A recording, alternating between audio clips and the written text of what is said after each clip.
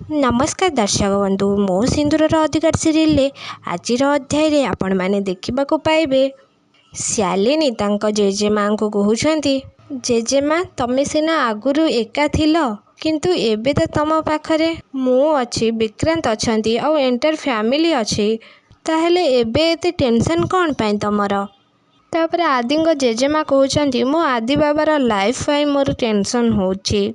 तापर धनश्री कहते पीसी माँ को तमें जो विषय भावुच पीसी माँ मु से विषय डिसाइड कर सारी आमे दी जण मिसिकी आदिर बाहाघर करईदबा।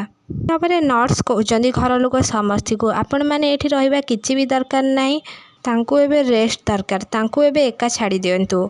तापर धनश्री कहते हौ ठीक अच्छे एमती कही से सब बाहर को जिते जावाक लगुंट से टाइम रे मुक्ति सेपटे डॉक्टर सहित कथा होगी बाहर को आसुचंती। तापर शालिनी नजर मुक्ति ऊपर पड़ जाउछि। तापर शालिनी सेठी रही भावुचंती मुक्ति एठी आउ एई हॉस्पिटल रे अच्छे एमती कहीकि शालिनी मुह लुचई दौरान।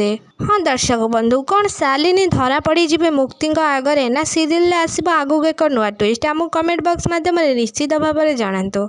आपण मानक जदि आम भिडियोटी भल लगी लाइक शेयर कमेंट करने को जमार भी भूलें पाखे आसुवा बेल आइकन को दबाई दिंतु।